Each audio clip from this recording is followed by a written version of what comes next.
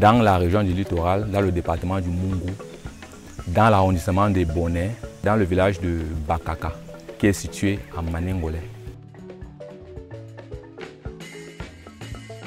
J'ai décidé de faire ce projet à Maningolais parce que partout où j'allais, l'acquisition de la terre n'était pas facile. Et là où je trouvais la terre, c'était vraiment très loin du village. Et je n'avais pas les moyens de locomotion pour m'y rendre dans mon entreprise. Bon, ici à Maningolais, je me suis renseigné. Et par la grâce de Dieu, j'ai pu trouver un champ qui n'est pas très loin de la route.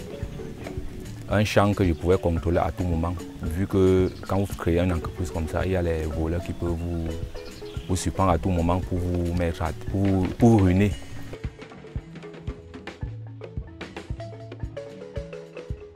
J'ai grandi dans une zone agricole et j'ai eu vraiment cette envie-là. Juste quand la mécanique m'a déçu, j'ai eu vraiment l'envie-là de poursuivre dans l'entrepreneuriat agro-pastoral.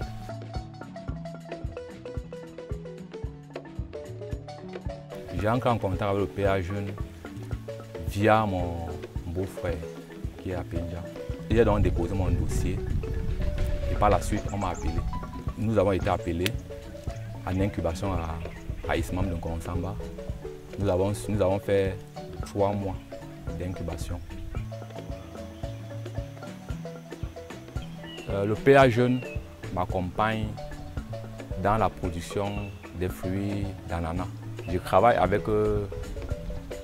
les main-d'œuvre saisonniers et temporaires. Mais le plus souvent, je travaille avec mon épouse. Elle-même, elle est entrepreneur agro-pastoral comme moi. Mon mari et moi, nous avons joint nos moyens que le PA Jeune nous a donnés pour mettre cette structure en place. Et nous travaillons ensemble.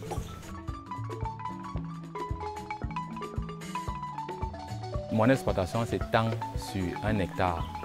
Et à l'intérieur, j'ai mis 50 000 plants d'ananas.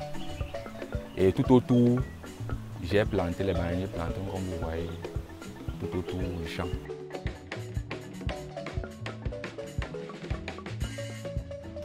Je suis à ma première production.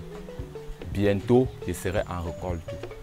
Actuellement, je suis en train de prospecter pour trouver les potentiels clients, par exemple comme les grossistes, les détaillants et consorts.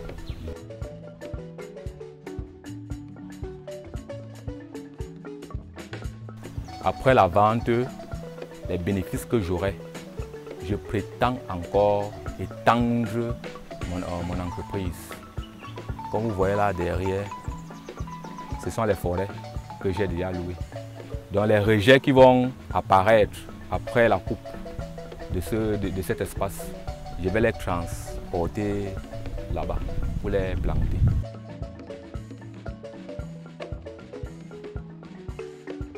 J'ai eu 3 difficultés majeures tout au long de mon projet. La première difficulté était le décaissement de mon produit positif et mon conduit de démarrage positif. La deuxième difficulté, c'est la main-d'œuvre qui est rare et chère. Et la troisième difficulté, c'est au niveau de l'acquisition de la terre. Ce n'est pas facile et c'est cher, ça coûte vraiment cher.